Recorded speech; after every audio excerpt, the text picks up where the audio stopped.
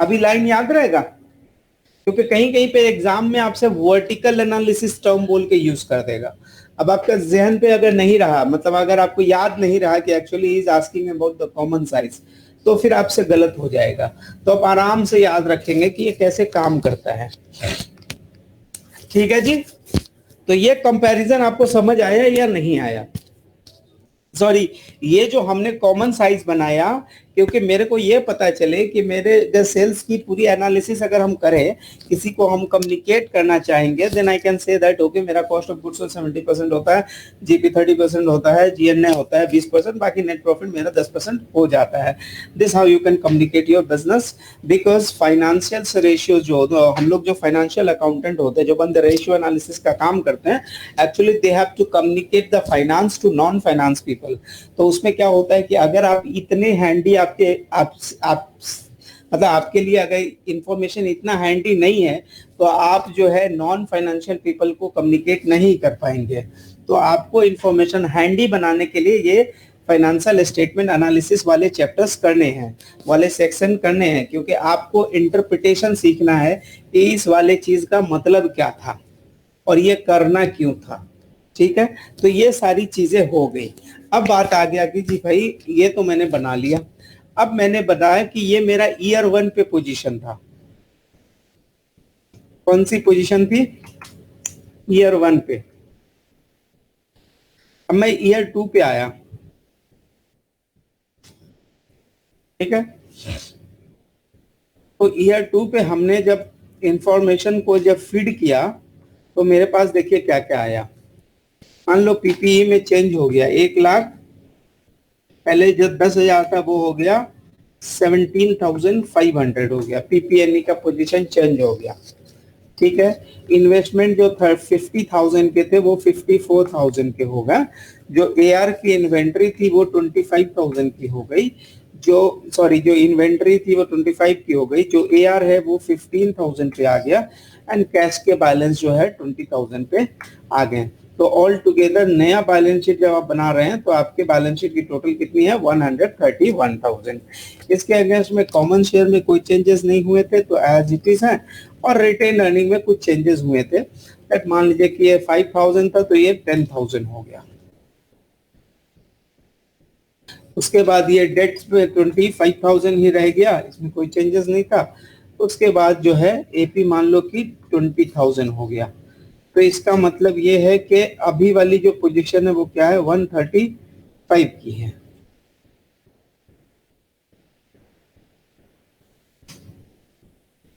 इसको हम 16,500 कर लेंगे तो हमारा बैलेंस शीट मैच हो गया। अभी क्या है कि अभी हमको आपको बना के देना है फटाफट। सब आदमी अपने कैलकुलेटर कलम कॉपी से हमको ये नंबर बना के दीजिए कॉमन साइज के लिए। यहां पर का नंबर हमको निकाल के दीजिए। Get me this number please.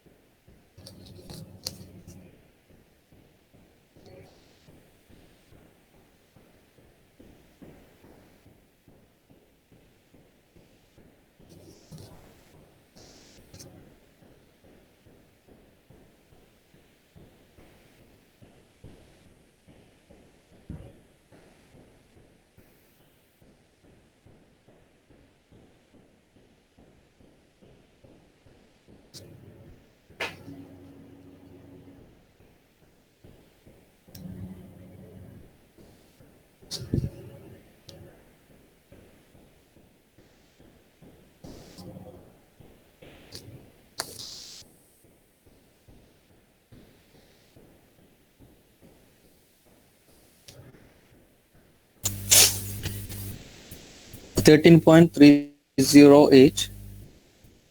इधर इधर Yes. 13.31। उसके बाद 41.06. No, the second one, investments. अच्छा 19.01. 11.4,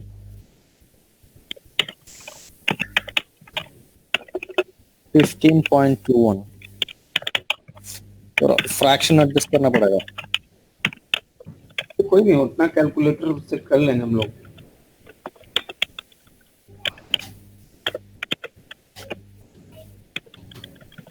ठीक है, नीचे का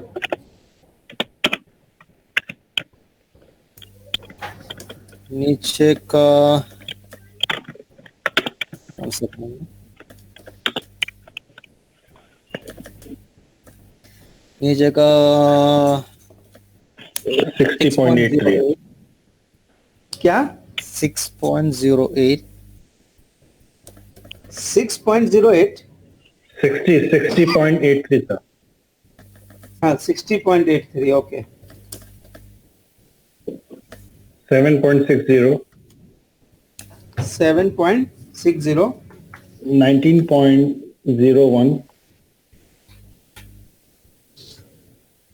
12.54। उसके बाद टोटल टोटल जी 60.83। या ठीक है, कोई नहीं, चलेगा। अच्छा, ये वाला जो काम किया आपने, आपको अब रीजनिंग पता हो गया ना कि मैं क्यों कर रहा हूँ। जी। अभी मैंने फिर सेकंड ईयर पे रेवेन्यू में भी करना है। मान लो कि अभी रेवेन्यू मेरी है 6,000 की, 60,000 मान लो, 85,000 की रेवेन्यू हो गई है। कॉस्ट है 42,700। तो आई बिलीव इसका जीपी कुछ आएगा इस तरफ। उसके बाद जीएनए आ गया आपका 15,890 का। तो कुछ आपका ये आ जाएगा, नेट प्रॉफिट आएगा आपका, मान लीजिए कि ये आएगा। अभी इसको अगर परसेंटेज के फॉर्म में आपको कॉमन साइज बनानी है, बनाए कैसे बनाएंगे?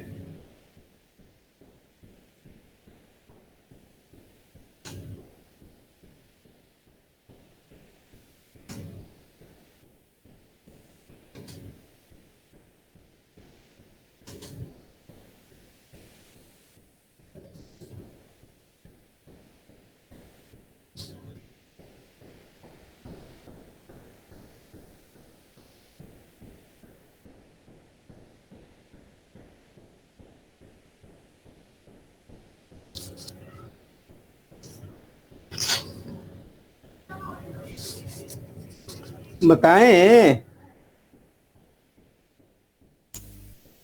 50.24,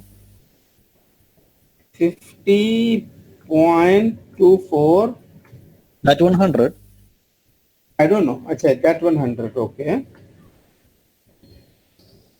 50.24 minus 100 equal to 49.76, ठीक है, then 18.7, 49.76 minus 18.7, खतरनाक।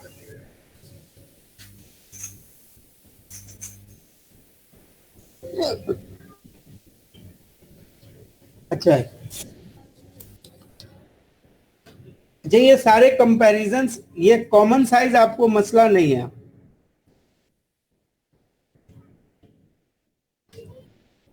ठीक है, ठीक है, कॉमन साइज में कोई मसला नहीं है। सर ये जो ईयर 2 का इनकम स्टेटमेंट में किया है तो इनका टोटल तो 150 आ रहा है, अरे बाबा, ये 100 थोड़ी आ रहा है।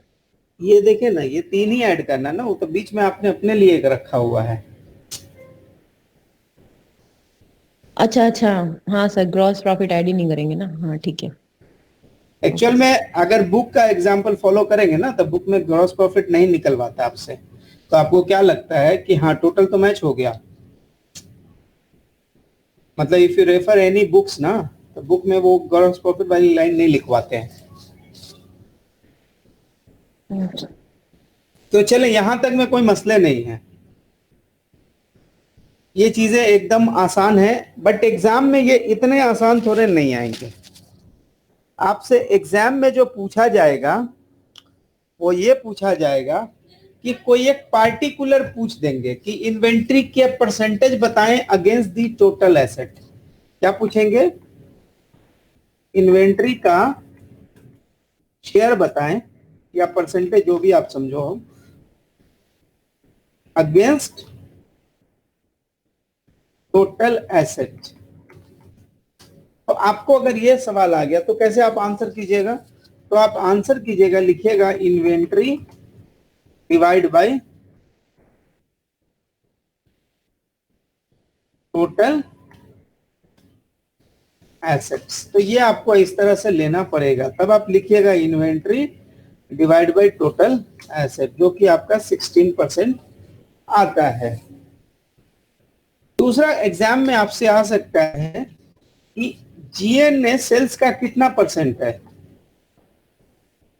जीएनए सेल्स का परसेंटेज बताना है, ठीक है।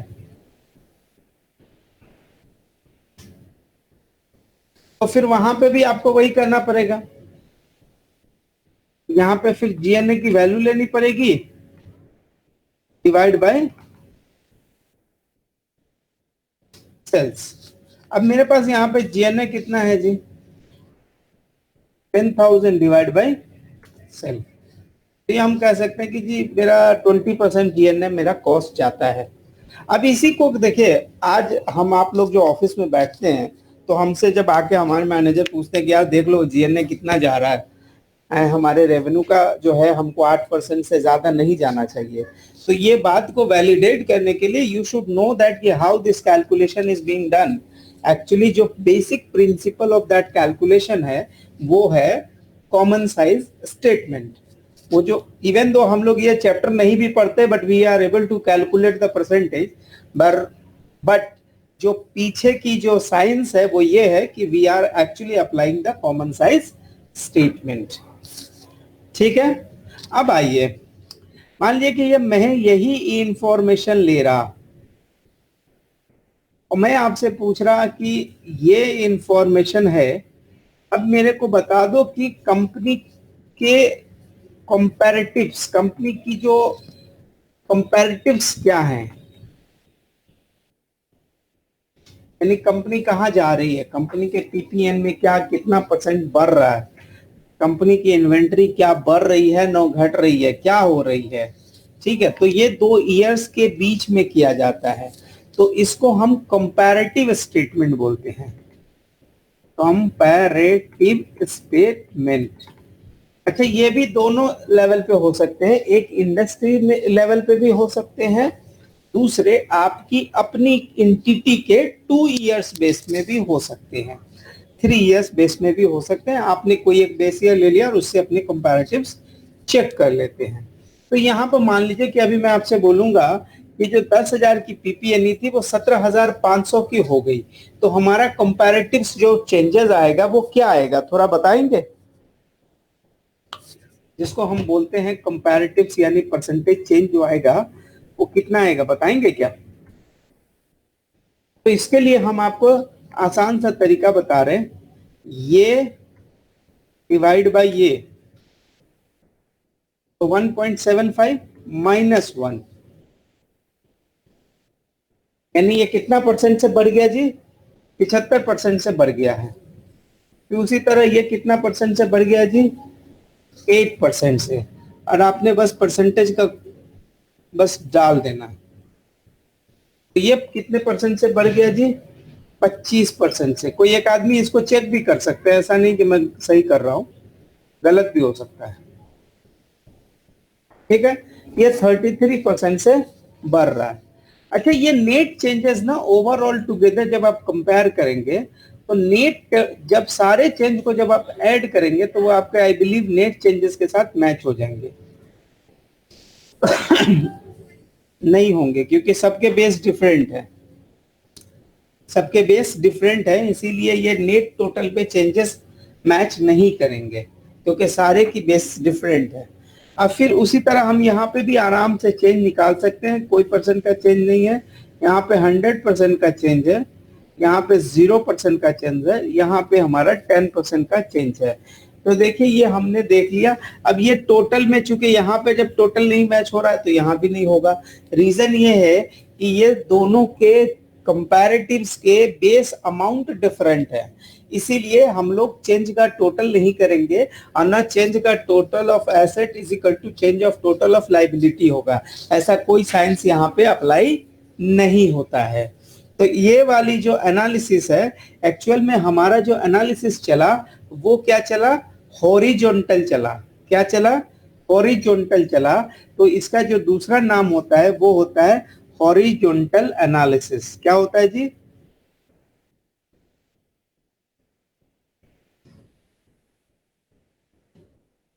तो हॉरिजॉन्टल एनालिसिस। तो इस एनालिसिस में हम चेक करेंगे। अब आपने मेरे को इनकम स्टेटमेंट का हॉरिजॉन्टल एनालिसिस करके दिखाना है, अपने बुक्स पे बना के बताना है।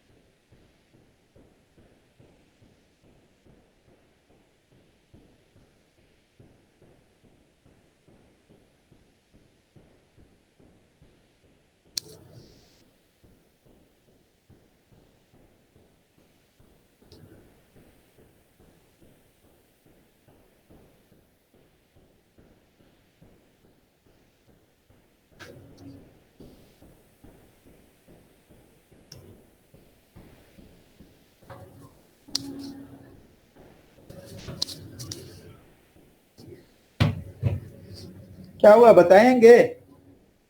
70%. ये 70% का ग्रोथ है जी। 22. सर ये 7% का है। 70 होगा ना, 50,000 से 85,000 हो गया ना।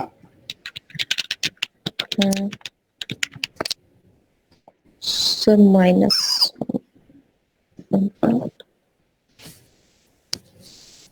अरे अगर आपको कैलकुलेटर पे, और अगर ये दोनों के बीच में डिफरेंस निकाल लेना जी, कितना हुआ, 35,000। 35,000 को आप 50,000 पे देखिए कितना परसेंट होता है, 7 होता है। इसको परसेंटेज में फॉर्म की, इसको परसेंटेज में एक्सप्रेस कीजिएगा तो 70 बन जाता है।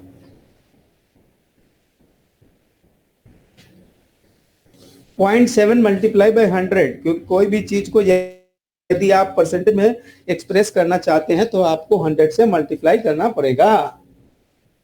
Okay sir. ये वो क्लास में कौन सा क्लास बोलना है भाई आज?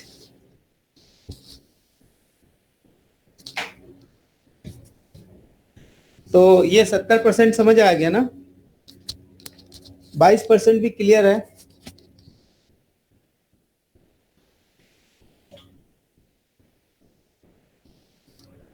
सेवेंटी 22 और जीपी में कितना परसेंट का ग्रोथ होगा? 59. ठीक, क्या होगा, हैंग हो गया, कुछ और है जी। 182% का ग्रोथ हो गया।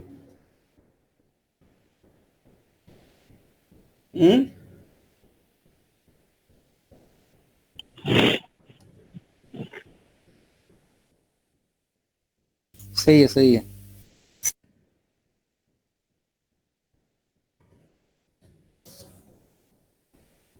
डीएनए पे 59% का ग्रोथ हो गया।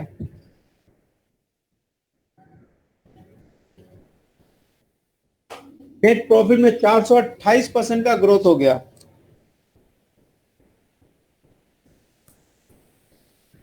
ठीक है, बट एग्जाम में क्वेश्चन क्या आएगा बताइए?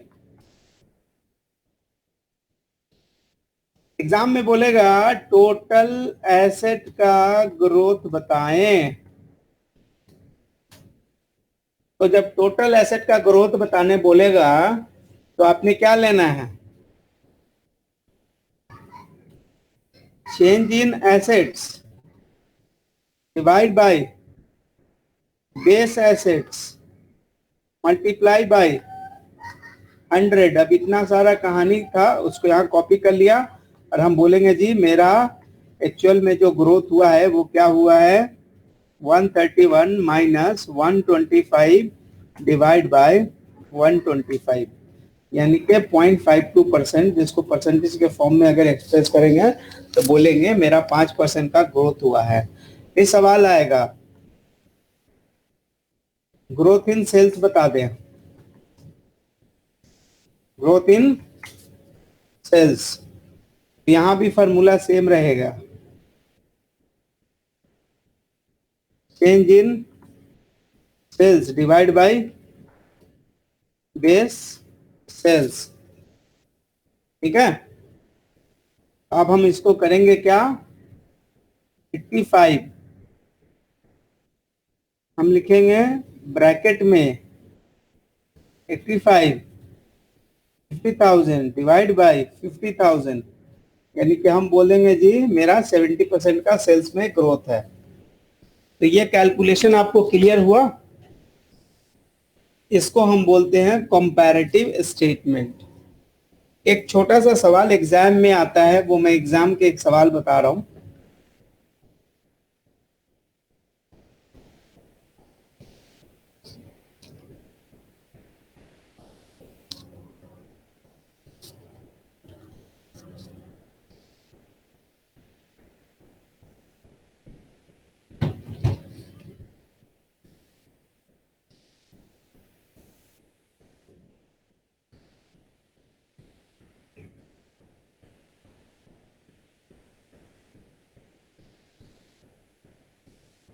साल आपने स्टार्ट किया है, साल आपने स्टार्ट किया है, उस साल में आपका 2 लाख का सेल है। कितने का सेल है जी, 2 लाख का। दूसरे साल में आपका जो सेल है 2,10,000 का है। तीसरे साल का जो सेल है वो है आपको 2,50,000 का। उसके बाद जो सेल है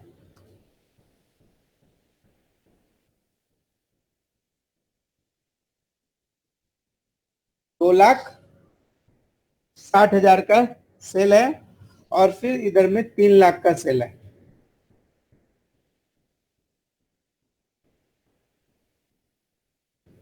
तो अगर ये बेस ईयर अगर 0 है, बेस ईयर 0 है, तो हमें बताना है हमारा ग्रोथ रेट, यानी ये 100 के बराबर है। तो 105, सॉरी,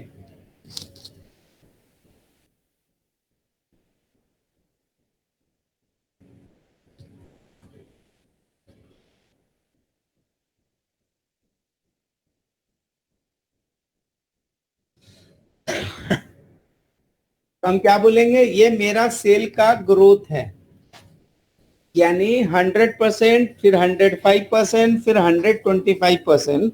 तो क्वेश्चन में हमसे ये पूछ सकता है कि भाई आप अपने सेल का ग्रोथ बताएं taking 0 as a base year for the year 5। Exam में क्वेश्चन आपसे पूछ सकता है कि आप ग्रोथ रेट बताएं of 4th year taking base year 0। तो आपको इस तरह से कैलकुलेट करना पड़ेगा, बीच का इंफॉर्मेशन इग्नोर करना पड़ेगा। यानी आपको क्या लिखना पड़ेगा, आपको लेना पड़ेगा 4th ईयर का सेल माइनस 0 ईयर का सेल जो आएगा, उसको आपको डिवाइड करना पड़ेगा किससे, उसको आपको डिवाइड करना पड़ेगा बेस ईयर से। तो आपको आपका ग्रोथ पता चल जाएगा। जी मेरा ग्रोथ जो है 50% का है, मेरा ग्रोथ क्या है 50% का है। अब क्वेश्चन में एक छोटा सा चेंजेस है, वो ये है कि ये क्वेश्चन में बोलता है कि there is an inflation. Question में बोल रहा है there is an inflation of 5%, ठीक है। और फिर मांग रहा है कि गेट मी द ग्रोथ। क्या बोल रहा है, there is an inflation of 5%, now get me the actual growth, get me the real growth. जब आपको इन्फ्लेशन रिमूव करना पड़ता है, जो विथ इन्फ्लेशन होता है उसको नॉर्मल बोलते हैं। विथ इन्फ्लेशन वाले को वर्ड यूज करते हैं नॉर्मल, और विदाउट इन्फ्लेशन वाले को वर्ड यूज करते हैं रियल। तो एग्जाम में कभी कभी आपसे बोल देगा get me the real growth. क्या बोल देगा जी, get me the real growth. तो अब हमने क्या करना है, हमको मेरे पास सेम इंफॉर्मेशन रहेगा, हमको करना पड़ेगा अमाउंट एक्सक्लूडिंग इन्फ्लेशन। तो इसके अंदर इन्फ्लेशन है, इस सब के अंदर क्या है जी, इन्फ्लेशन है। तो सबसे पहले हम इसमें से क्या हटाएंगे, इन्फ्लेशन हटाएंगे।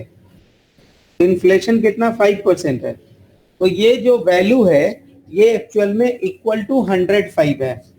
यानी अगर nominal value, sorry real value अगर 100 रुपए की है और इन्फ्लेशन अगर 5 रुपए का है, इसका मतलब है नॉमिनल वैल्यू कितने की है जी, 100 की है।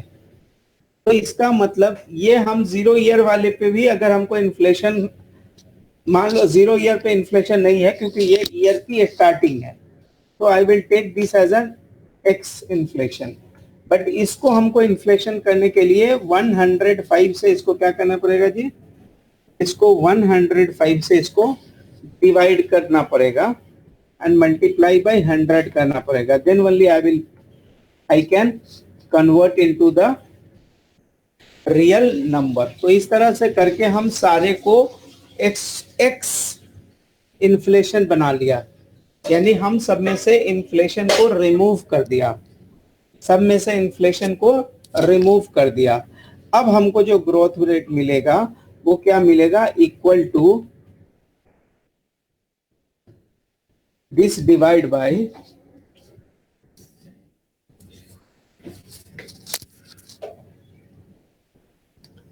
दिस डिवाइड बाय दिस, और इसमें से माइनस कर लूंगा 1, तो मेरे को क्या निकल जाएगा जी, मेरे को निकल आएगा मेरा ग्रोथ।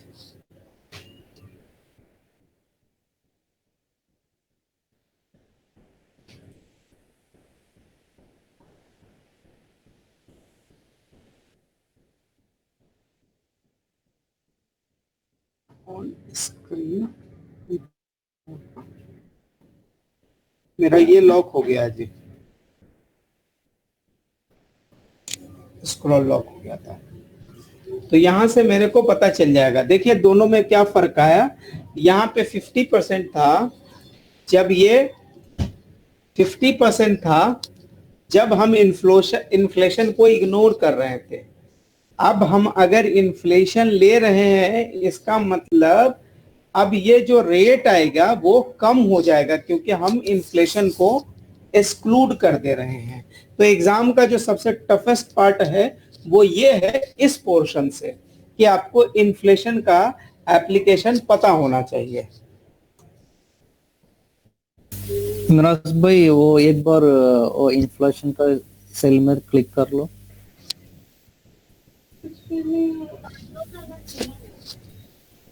ईयर 1 पे ओके इंडो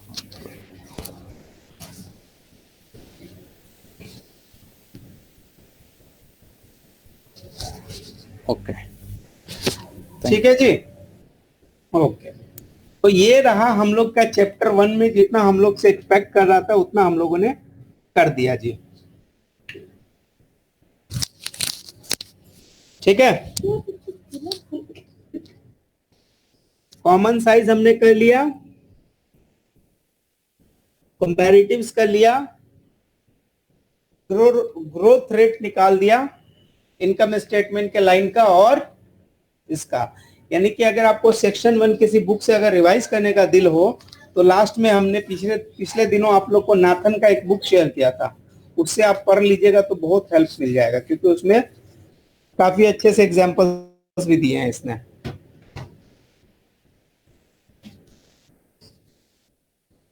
ठीक है, और इसमें अगर कुछ सवाल है तो पूछ सकते हैं।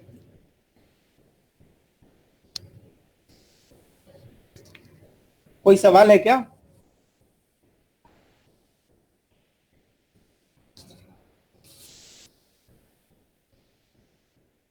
कामरान में कुछ समझने में दिक्कत है तो पूछ लीजिए।